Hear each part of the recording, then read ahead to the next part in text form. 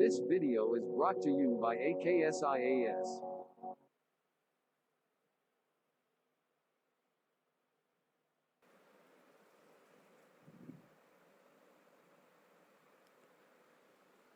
Good morning all of you.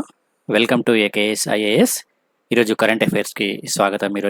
ఈరోజు September 30కి సంబంధించి ఈనాడు, సాక్షి, హిందూ ఈ న్యూస్ పేపర్లో వచ్చిన ముఖ్యమైన కరెంట్ అఫైర్స్ని ఒకసారి మనం చూద్దాం. ఈ కరెంట్ అఫైర్స్ మనకు యూపీఎస్సీ ఎగ్జామినేషన్ ఓరియంటేషన్లో మరియు ఏపీపీఎస్సీ, టీఎస్పీఎస్సీ గ్రూప్ 1 మరియు గ్రూప్ 2 ఎగ్జామ్స్కి, ఇతర competitive exams like SSC, CGL, clot, RRB, banking వంటి ఎగ్జామ్స్కి కూడా ఈ కరెంట్ అఫైర్స్ అనేది మీకు చాలా ఉపయోగపడతాయి. కాబట్టి రెగ్యులర్గా మీరు ఈ కరెంట్ అఫైర్స్ని ఫాలో అవుతూ ఉండండి. సో నేను మీకు ఏ ఒక్క అంశం కూడా మిస్ అవ్వకూడదని ఒక ఉద్దేశంతో డిఫరెంట్ న్యూస్ పేపర్ నుంచి తీసుకొని మీకు ఈ అంశాలని ప్రొవైడ్ చేయడం అనేది జరుగుతుంది. ఈ కరెంట్ అఫైర్స్కి సంబంధించి మనకు కాంపిటేటివ్ ఎగ్జామ్స్లో 30 నుంచి 40% వరకు క్వశ్చన్స్ అడిగే అవకాశం ఉంటుంది. కాబట్టి మనము ఒక 1 ఇయర్ కరెంట్ అఫైర్స్ని రెగ్యులర్గా మనము అప్డేట్ అయి ఉండాలి. ఎగ్జామ్ డేట్ ఎప్పుడైతే ఉందో ఆ ఎగ్జామ్ డేట్ నుంచి బిఫోర్ 1 ఇయర్ కరెంట్ అఫైర్స్ మనము ఖచ్చితంగా చదువుకోవాలి. అదేవిధంగా మీకు రెగ్యులర్గా ఒక నోట్స్ని కూడా రాసుకుంటూ ఉండండి, మీకు ఈజీగా ఉండడానికి. సో నోట్స్ కూడా మనకు షార్ట్కట్ ఫామ్లో ఉండాలి, కంప్లీట్ డీటెయిల్స్ నోట్స్ కాకుండా. సో షార్ట్కట్ ఫామ్లో మీరు నోట్స్ రాసుకోవడానికి ట్రై చేయండి. ఎందుకంటే మీకు రివిజన్ చేసుకోవడానికి చాలా తక్కువ టైం అనేది ఉంటుంది. కాబట్టి సో షార్ట్కట్లో నోట్స్ రాసుకుంటే మీరు తొందరగా రివిజన్ చేయడానికి అవకాశం ఉంటుంది. కాబట్టి సో నోట్స్ని మీరు ఖచ్చితంగా మెయింటైన్ చేస్తూ ఉండండి. సో ఈ కరెంట్ అఫైర్స్ని మీకు AKS IAS director MS Shashank గారి ఆధ్వర్యంలో మీకు రెగ్యులర్గా ఈ యూట్యూబ్ ఛానల్లో అప్లోడ్ చేయడం అనేది జరుగుతుంది. దాంతోపాటు ఎవ్రీ మంత్ కరెంట్ అఫైర్స్కి సంబంధించిన మ్యాగజైన్ కూడా మనము రిలీజ్ చేస్తూ ఉన్నాము.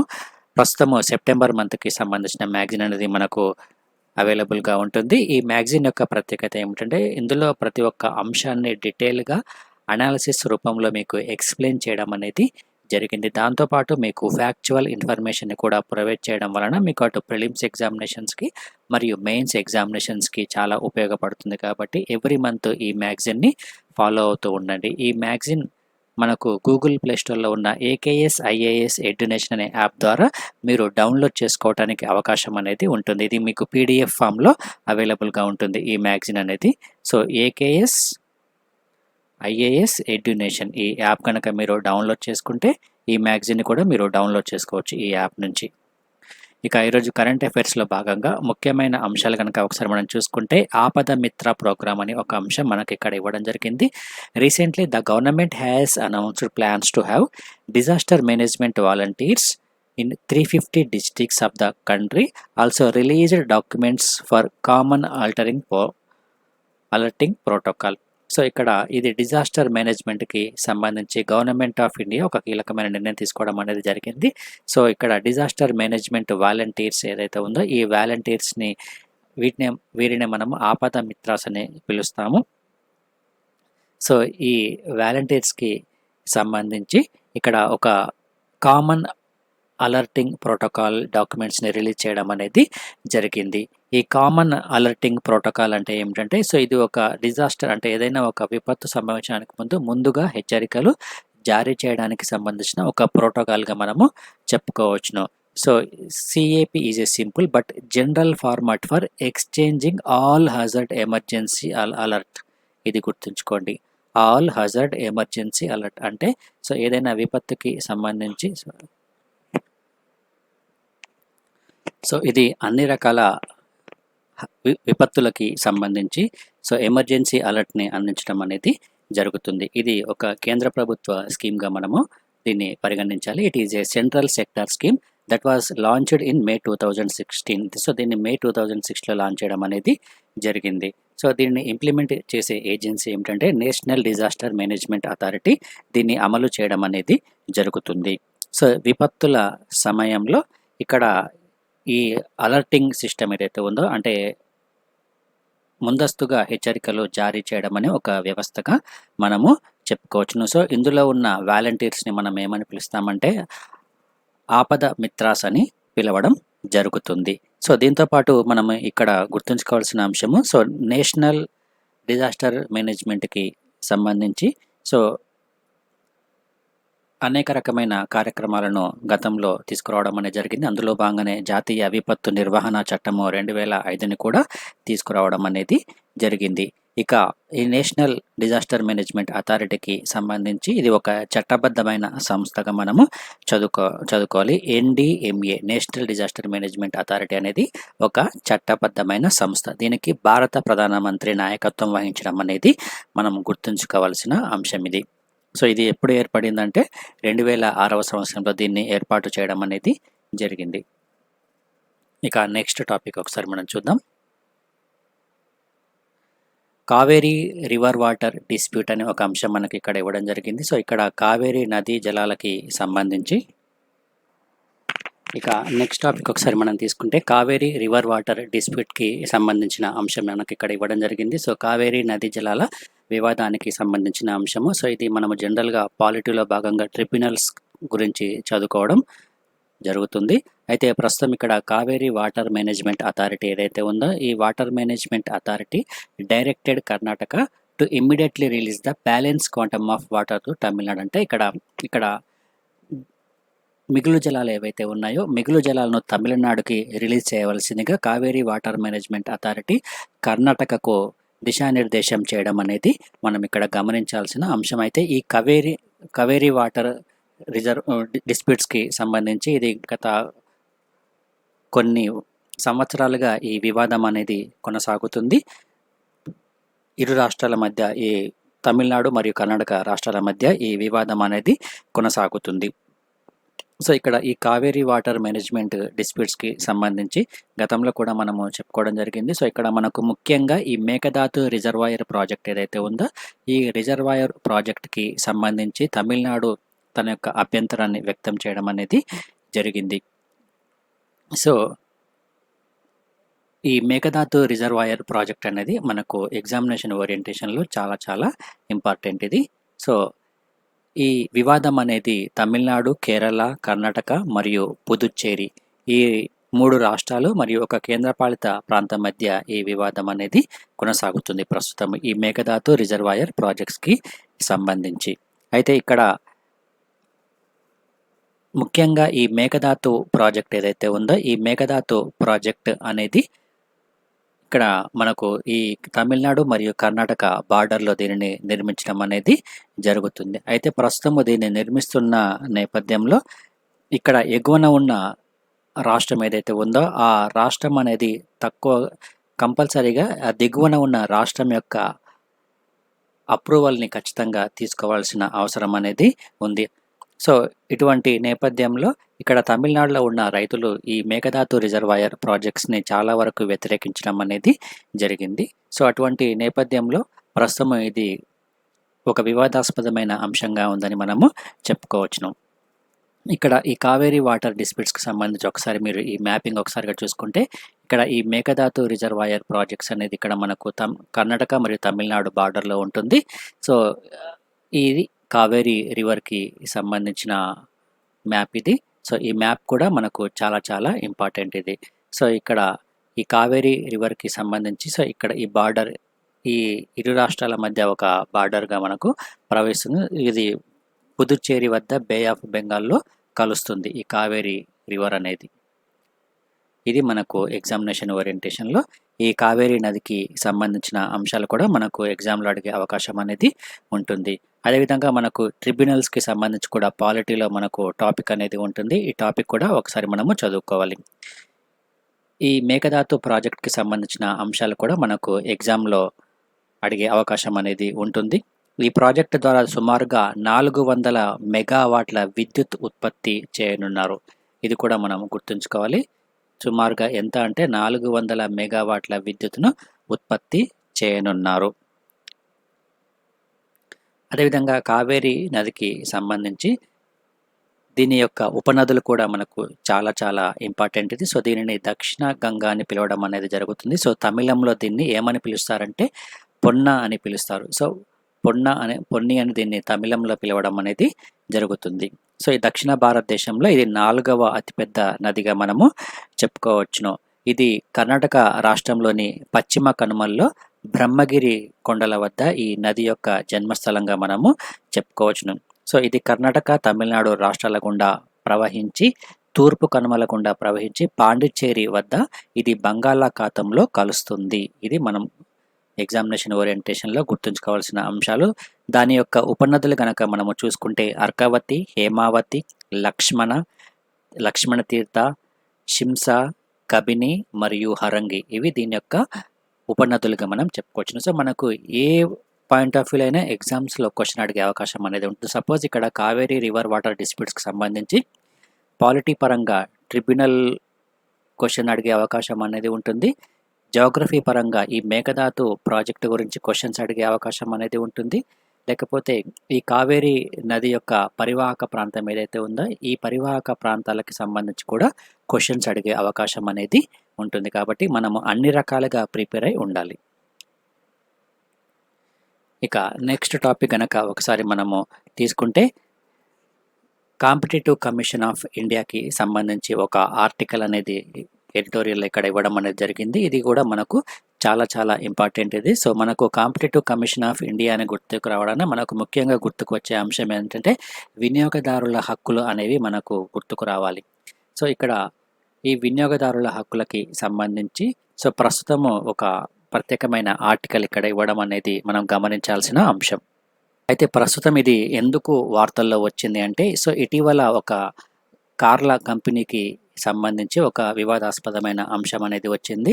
సో ఒక ధర విషయంలో ఇక్కడ కాంపిటేటివ్ కమిషన్ ఆఫ్ ఇండియా ఆ కంపెనీకి దాదాపుగా 200 కోట్ల మేరకు జరిమానాను విధించడం అనేది జరిగింది. అంటే ఇక్కడ వినియోగదారుల హక్కులను కాపాడడంలో భాగంగా కాంపిటీషన్ కమిషన్ ఆఫ్ ఇండియా ఇటువంటి నిర్ణయాన్ని తీసుకోవడం అనేది జరిగింది. సో మనకు చాలామందికి ఈ కాంపిటేటివ్ కమిషన్ ఆఫ్ ఇండియా అంటే వినియోగదారులకి ఈ కాంపిటేటివ్ కమిషన్ ఆఫ్ ఇండియా గురించి సరైన అవగాహన అనేది లేదు. సో అందువల్ల అనేక కంపెనీల పరంగా చాలామంది మోసపోవడం అనేది జరుగుతుంది. సో మనకు వినియోగదారుల పరంగా మనకు ఉండాల్సిన హక్కులు ఏవైతే ఉంటాయో ఆ హక్కులను పరిరక్షించడానికి కాంపిటీషన్ కమిషన్ ఆఫ్ ఇండియా కీలకమైన పాత్రను పోషిస్తుంది. అటువంటి నేపథ్యంలో దీని గురించి మన భారతదేశంలో ఉన్న ప్రజలందరికీ ఒక స్పష్టమైన అవగాహన అనేది లేకపోవడం వలన చాలామంది ఈ కాంపిటేటివ్ కమిషన్ ఆఫ్ ఇండియాని అప్రోచ్ అవ్వలేకపోతున్నారు. సో దీనిపై పూర్తిగా అవగాహన కల్పించాల్సిన అవసరం అనేది కూడా ఉంటుంది. అదేవిధంగా ఇక్కడ వ్యాపార సంస్థలకు సంబంధించి గుత్తాధిపత్యం ఏదైతే ఉందో ఆ గుత్తాధిపత్యాన్ని నిరోధించడానికి కూడా ఒక పటిష్టవంతమైన నిఘా కూడా ఈ కాంపిటీషన్ కమిషన్ ఆఫ్ ఇండియా పెట్టడం అనేది జరుగుతుంది. సో ఇది మనకు మెయిన్స్కి చాలా చాలా ఇంపార్టెంట్ ఈ ఆర్టికల్ అనేది. సో దీన్ని మీరు కంప్లీట్గా నోట్ డౌన్ చేసుకొని పెట్టుకోండి. ఇక నెక్స్ట్ మధ్యాహ్న భోజన పథకం మరొక 5 సంవత్సరాల వరకు పొడిగించడం అనేది జరిగింది. సో పాఠశాలల్లో మధ్యాహ్న భోజన పథకాన్ని మరొక 5 సంవత్సరాలు కొనసాగించాలని భారత ప్రధానమంత్రి నేతృత్వంలో ఉన్న కేంద్ర ఆర్థిక వ్యవహారాల కేబినెట్ కమిటీ ఒక నిర్ణయం తీసుకోవడం అనేది జరిగింది. సో 2021-22 నుంచి 2025-26వ సంవత్సరం వరకు ఈ మధ్యాహ్న భోజన పథకం అనేది కొనసాగుతుంది. సో దీనికోసము కేంద్ర ప్రభుత్వము అదేవిధంగా రాష్ట్ర ప్రభుత్వాలు కూడా ఖర్చు చేయనున్నాయి. సో ఇక్కడ ఈ ఖర్చు అనేది మనకు ఎగ్జామినేషన్ ఓరియంటేషన్లో అంత ఇంపార్టెంట్ కాదు ఇది. సో ఎన్ని కోట్లు ఖర్చు పెడుతుంది మనకు ఎగ్జామినేషన్ ఓరియంటేషన్లో అడగడు. సో మనకు ఈ స్కీమ్కి సంబంధించి బ్యాక్గ్రౌండ్ అడిగే అవకాశం అనేది ఉంటుంది. సో వచ్చే 5 సంవత్సరాల కాలం వరకు ఈ పథకం అనేది కొనసాగుతుందని మనము గుర్తుంచుకోవాలి. ఈ పథకం కింద 5 సంవత్సరాల పాటు ప్రభుత్వ మరియు ఎయిడెడ్ స్కూల్స్ ఏవైతే ఉన్నాయో ఈ స్కూల్స్లో 1 నుంచి 8వ తరగతి వరకు ఈ మధ్యాహ్న భోజనాన్ని అందించడం అనేది జరుగుతుంది. సో దేశవ్యాప్తంగా దీన్ని 11.20 లక్షల పాఠశాలల్లో దాదాపుగా 12 కోట్ల మంది స్కూల్ విద్యార్థులకు ఈ మధ్యాహ్న భోజన పథకం అనేది అందించడం అనేది జరుగుతుంది. సో ఇక ఈ మధ్యాహ్న భోజన పథకాన్ని కూడా పేరు మార్చడం అనేది జరిగింది. దీన్ని PM పోషణ్ శక్తి నిర్మాణ్ స్కీమ్గా పేరు మార్చారు. ఇది కూడా చాలా చాలా ఇంపార్టెంట్. PM పోషణ్ శక్తి నిర్మాణ్ ఈ పేరు గుర్తుంచుకోండి. పోషణ్ శక్తి నిర్మాణ్. సో ఈ పేరుగా ఈ పథకం అనేది ఇప్పటి నుంచి ఈ పేరుగా పిలవడం అనేది జరుగుతుంది. ఇక ప్రభుత్వ సహాయంతో నడిచే పూర్వ ప్రాథమిక మరియు బాలవాటికల్లో చదివే పిల్లలకు కూడా దీన్ని వర్తింపచేయడం అనేది జరుగుతుంది. తిథి భోజనం పేరుతో స్థానిక ప్రజలను భాగస్వామ్యం చేసే ఒక ప్రత్యేకమైన సందర్భాలు మరియు పండుగల సమయంలో పిల్లలకు ప్రత్యేక భోజనం అందించేలా చూడడం అనేది జరుగుతుంది. ఇక్కడ ఈ పేరు ఇంపార్టెంట్, తిథి భోజనం అనే పేరు మనము గుర్తుంచుకోవాలి. ఇక పాఠశాలల్లో పోషకాహార పంట తోటలను కూడా ఈ పథకంలో భాగంగా అభివృద్ధి చేయడం అనేది జరుగుతుంది. ఇక అన్ని జిల్లాల్లో ఈ పథకానికి సంబంధించి సోషల్ ఆడిట్ అనేది కూడా జరుగుతుంది. రక్తహీనత సమస్య అధికంగా ఉన్న జిల్లాలు మరియు యాస్పిరేషనల్ డిస్ట్రిక్ట్స్ ఏవైతే ఉన్నాయో ఈ జిల్లాలలో పిల్లలకు అనుబంధ పోషకాహారాలను కూడా అందించడం అనేది జరుగుతుంది. ఇక ఈ వంటకాలకి సంబంధించి కూడా గ్రామ స్థాయి నుంచి జాతీయ స్థాయిలో వంటల పోటీలను కూడా నిర్వహిస్తారు. పథకం యొక్క అమలులో భాగంగా రైతు ఉత్పత్తి సంఘాలు, మహిళా స్వయం సంఘాలకి కూడా భాగస్వామ్యం కల్పించడం అనేది జరుగుతుంది. దీని వలన స్థానిక ఆర్థిక వ్యవస్థకు మరింత తోడ్పాటును అందించినట్లు అవుతుంది.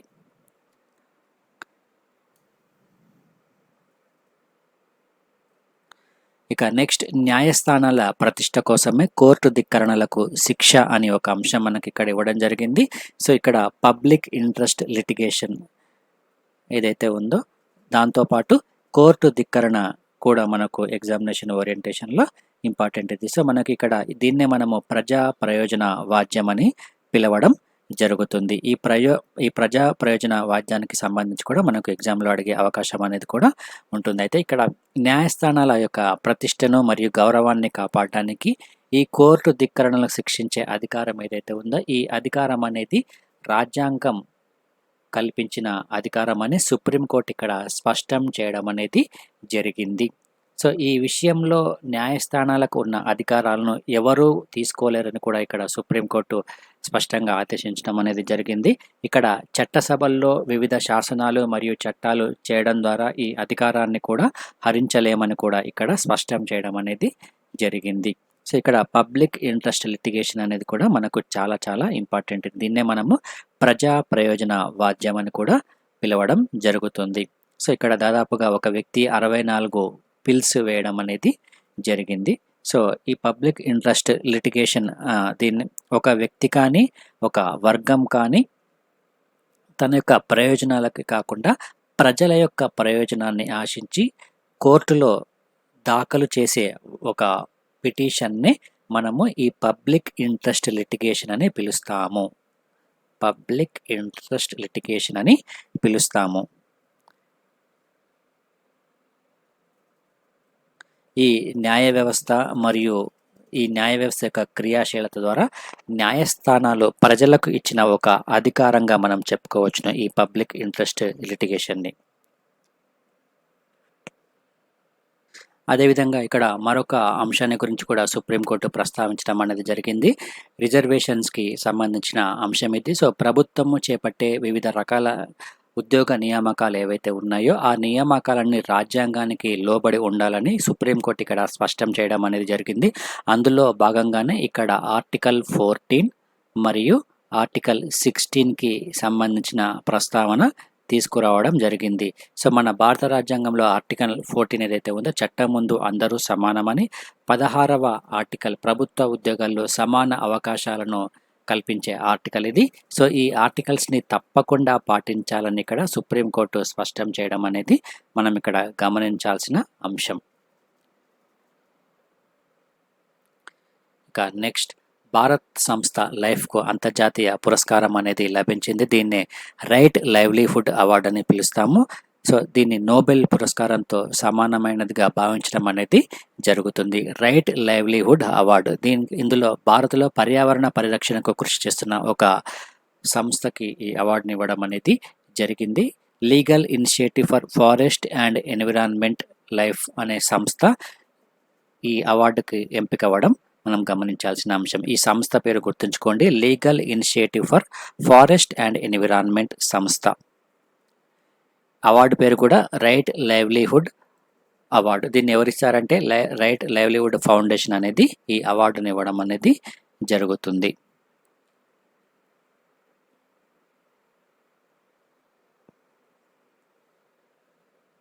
ఇక నెక్స్ట్ అంశము ట్యునీషియా తొలి మహిళా ప్రధానిగా రౌదా బౌండెట్ రమతానేను నియమిస్తున్నట్లు ఆ దేశ అధ్యక్షుడు కౌస్ సాయిద్ ప్రకటించడం అనేది జరిగింది. సో ఇక్కడ మనం గుర్తుంచుకోవాల్సిన అంశం, ఈమె తొలి మహిళా ప్రధాని. ఇది మనకు ఎగ్జామ్లో ఇంపార్టెంట్ ఇది. సో ఇక ఏకేఎస్ ఐఏఎస్ అందించే కోర్సెస్కి సంబంధించిన సమాచారం చూద్దాం.